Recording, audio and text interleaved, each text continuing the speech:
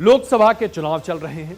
इसी बीच ईवीएम पर सवाल उठाती याचिकाएं सुप्रीम कोर्ट में कई सारी दर्ज की गई। सुप्रीम कोर्ट ने इन सभी याचिकाओं पर सुनवाई की। बहुत लंबी और गहन सुनवाई हुई और उसके बाद सुप्रीम कोर्ट ने आज अपना फैसला सामने रखा। सुप्रीम कोर्ट ने ऐसा करारा तमाचा मारा है उन लोगों के ऊपर जिन्होंने ईवीएम और वीवीपैट को लेकर पूरे देश को गुमराह करने की कई कोशिशें की। सुप्रीम कोर्ट ने ईवीएम वीवीपैट की मांग को लेकर सभी याचिकाओं को सिरे से खारिज कर दिया। कोर्ट ने साफ कहा कि सिस्टम में दखल बेवजह मत दीजिए, शक पैदा मत कराइए। यह बात बहुत महत्वपूर्ण इसलिए है क्योंकि सुप्रीम कोर्ट का मानना है कि देश की लोकतांत्रिक परिपाटी और प्रक्रिया पर इस तरीके से सवाल उठाकर लोगों के मन में संशय पैदा करने वाले लोग देश को अराजकता की तरफ ले जाने की कोशिश कर रहे हैं। और इस तरह के पीआईएल फाइल करके लोग के मन में, आम जनता के मन में जब संभ्रांत, जाने पहचाने और पढ़े लिखे लोग संशय पैदा करते हैं तो क्या इसे लोकतंत्र के खिलाफ की गई उकसाने वाली कार्रवाई नहीं मानी जाए? 56 पेज के जजमेंट में सुप्रीम कोर्ट ने कहा है कि अब इस मुद्दे पर हमेशा के लिए विराम लगना चाहिए। गौर कीजिएगा साहब, सुप्रीम कोर्ट ने कहा है ईवीएम और वीवीपैट के मुद्दे पर हमेशा के लिए विराम लगना चाहिए। आगे चलकर जब तक ईवीएम के खिलाफ कोई पुख्ता सबूत न हो, मौजूदा व्यवस्था निरंतर सुधार के साथ लागू रहती रहेगी और इस पर आप सवाल खड़े मत करें।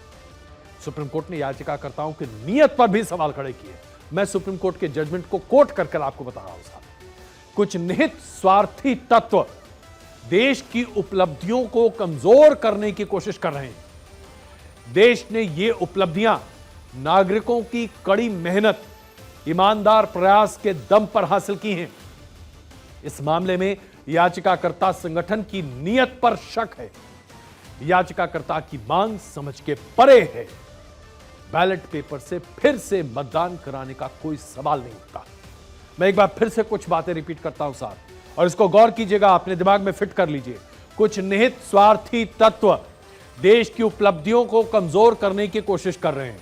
निहित स्वार्थिक तत्व, याद रखिएगा इस शब्द को। देश ने यह उपलब्धियां नागरिकों की कड़ी मेहनत और ईमानदार प्रयास के दम पर हासिल की है।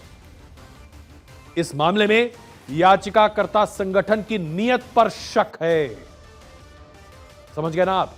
यह बहुत महत्वपूर्ण बात है। यह बात जस्टिस संजीव खन्ना और जस्टिस दीपांकर दत्ता ने अपने फैसले में सामने रखी है। जस्टिस दीपांकर दत्ता ने और भी बड़ी बातें कही हैं जो मैं उनको कोट कर रहा हूं। ईवीएम वीवीपैट पर सुप्रीम फैसला किसी सिस्टम पर आंख मूंद पर अंधविश्वास करने से संदेह पैदा करने के बराबर है। सार्थक आलोचना आवश्यक है। कोर्ट, सार्थक आलोचना आवश्यक है, चाहे वह न्यायपालिका की हो, विधायिका की हो या चुनाव आयोग की। लोकतंत्र का मतलब ही विश्वास और सौहार्द बनाए रखना है। विश्वास और सहयोग को बढ़ावा देकर हम अपने लोकतंत्र की आवाज को मजबूत कर सकते हैं। यह बात इसलिए कही गई कि शक पैदा करके लोगों के दिमाग में खला डालकर पूरे लोकतांत्रिक प्रक्रिया को अगर आप डिरेल करते हैं तो आप देश के साथ गद्दारी कर रहे हैं। ये शब्द मेरे हैं, ये कोर्ट के शब्द नहीं। ये मेरा मानना है कि हम जानबूझकर सोची समझी रणनीति के तहत अगर लोकतांत्रिक परंपराओं पर सिर्फ सवाल उठाते रहे बिना किसी सबूत के, तो क्या हम देशद्रोह नहीं कर रहे? क्या हम अपने देश के साथ गद्दारी नहीं कर रहे? यह सवाल उठता है साहब, और उन सभी लोगों को सोचना चाहिए। ईवीएम वीवीपैट पर सुप्रीम कोर्ट के फैसले के साथ ही प्रधानमंत्री नरेंद्र मोदी ने इस पूरे फैसले को लेकर विपक्ष पर करारा प्रहार अपनी चुनावी सभा में शुरू कर दिया, और यही उनकी बड़ी खूबी है साहब। प्रधानमंत्री नरेंद्र मोदी और भारतीय जनता पार्टी ऐसा कोई मौका नहीं चूकते जहां पर जो वो कहते हैं उससे परे अगर कोई बात बार बार कही जा रही हो और वो झूठी साबित होती है तो फिर वो सामने मैदान में आके कहते हैं कि हम पहले से कह रहे थे कि सच क्या है, आप हम पर भरोसा कीजिए। और यही वजह है कि लोग भरोसा करते हैं।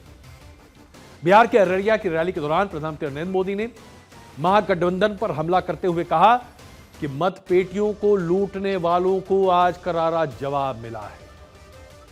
सुनिए उन्होंने क्या कहा।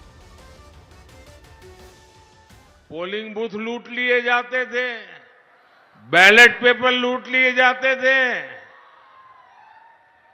बिहार के लोग साक्षी हैं कि कैसे आरजेडी कांग्रेस के शासन में चुनावों में मतदान पत्र, बैलेट पेपर लूटे जाते थे।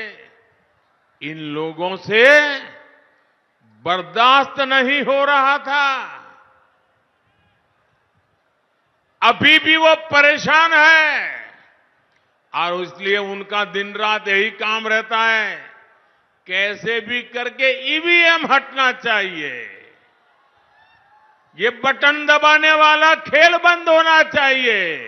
यही उनका खेल चल रहा है। सरकार ने बीते 10 साल यही बातें सामने रखी थी कि ईवीएम में कोई छेड़छाड़ नहीं। चुनाव आयोग ने भी हर तरीके से सभी राजनीतिक दल को यह समझाने की कोशिश की। तमाम स्वयंसेवी संस्थानों, यहां तक कि वकीलों को भी समझाने की कोशिश की गई थी कि ईवीएम और वीवीपैट में कोई गड़बड़ी नहीं है साहब, लेकिन लोग मानने को तैयार नहीं। कुछ लोग तो अपनी जीविका ही पीआईएल पर रखते हैं और उन्हीं में से कुछ लोगों ने इस तरह के पीआईएल दखल कर सुप्रीम कोर्ट में इस पूरे मामले को उछाला। सुप्रीम कोर्ट ने अपने फैसले में जो कहा, अब जरा विस्तार से आपके सामने। अदालत ने 24 अप्रैल को करीब 40 मिनट की सुनवाई के बाद मामले को सुरक्षित रखा। जस्टिस संजीव खन्ना और जस्टिस दीपांकर दत्ता ने इस पर सर्वसम्मति से अपना फैसला सुनाया। उन्होंने कहा कि ईवीएम वीवीपैट पर्ची के 100% मिलान की जो मांग की जा रही है वो अपने आप में सही नहीं है। इस मांग को उन्होंने खारिज किया। बैलेट पेपर से चुनाव कराने की मांग जो पीआईएल और उसके साथ साथ कई और अर्जियों में की गई थी, उसे सुप्रीम कोर्ट ने खारिज कर दिया। मतदाताओं को वीवीपैट पर्ची लेने और उसे मत पेटी में जमा कराने की मांग को भी सुप्रीम कोर्ट ने खारिज कर दिया। यह बात कहां से आई कि मतदाता वीवीपैट के पर्ची हाथ में ले, इसका भी मैं आपको ओरिजिन समझाता हूं।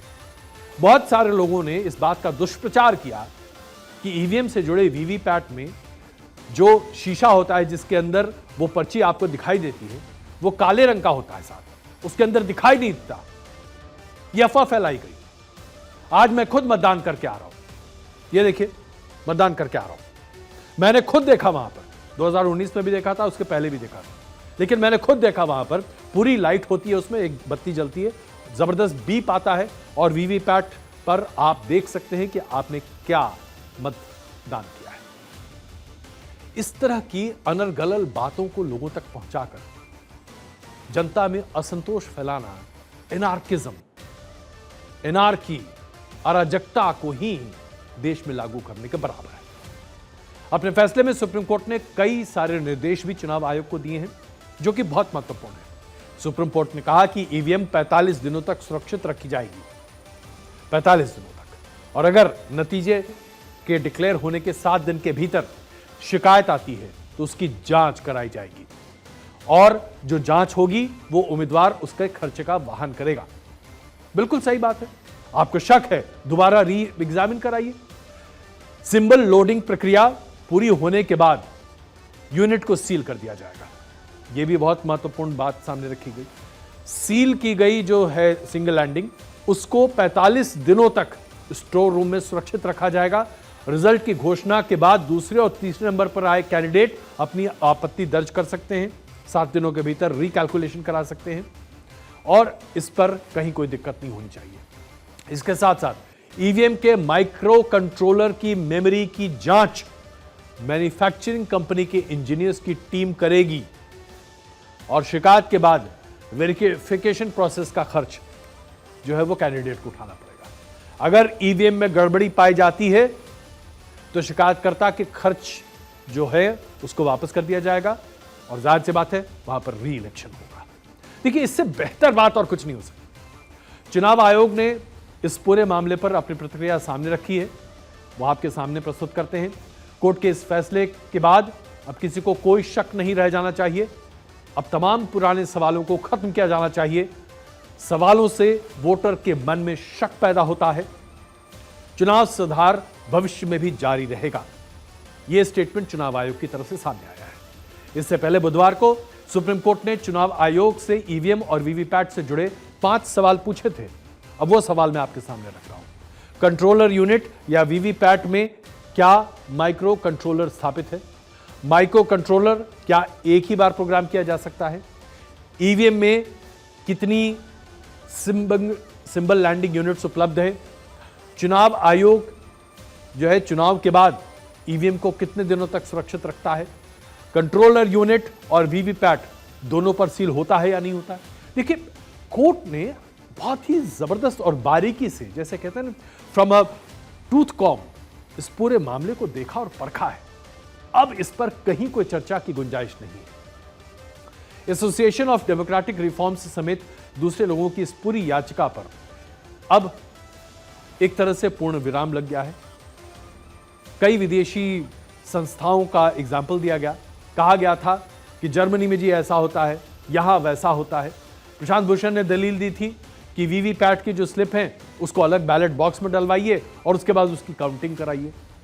इस तरह की तमाम दलीलों को आज सुप्रीम कोर्ट ने खारिज कर दिया है और अब वही पुरानी व्यवस्था जारी है जो 2019 में सुप्रीम कोर्ट का आदेश था। वीवीपैट को लेकर 2019 में सुप्रीम कोर्ट ने आदेश दिया था कि प्रत्येक चुनाव क्षेत्र के 2% बूथ पर ईवीएम वीवीपैट का मिलान अनिवार्य होगा। सुप्रीम कोर्ट के आदेश के बाद इसका असर दिखा है। चुनाव आयोग ने आदेश को मानते हुए ईवीएम और वीवीपैट मशीन को मिलान के लिए लगाया। 2019 में तकरीबन 20 लाख से ज्यादा मतदान केंद्र थे पूरे देश भर में। उसके आधार पर 20,000 से ज्यादा मतदान केंद्रों का वीवीपैट मैच किया गया और उसमें नगण्य, बहुत ही नगण्य बेमोल बातें सामने निकल कर आई। इसलिए अब इस पूरी कंट्रोवर्सी को रेस्ट करना चाहिए और अब कम से कम विपक्ष या किसी और भी पार्टी को इस पर कोई सवाल नहीं उठाना चाहिए। अब अगर आप लगातार सवाल उठाते रहेंगे और अपनी हार का ठीकरा ईवीएम पर डालते रहेंगे तो जाहिर सी बात है अब इस पर बात बनती नहीं। सुप्रीम कोर्ट के इस स्पष्ट फैसले और सीधे तौर पर बातों को अब किसी और तरीके से प्रस्तुत ही नहीं किया जा सकता। मसलन मैं आपके सामने एक बात रखना चाहता हूं। सुप्रीम कोर्ट में जो अर्जी रखी गई थी उसमें कोई भी कंक्लूसिव एविडेंस नहीं था। किसी भी ईवीएम को हैक नहीं किया गया था, किसी भी ईवीएम को रीप्रोग्राम कर दिखाया जाए ऐसा भी प्रमाण प्रस्तुत नहीं किया गया था।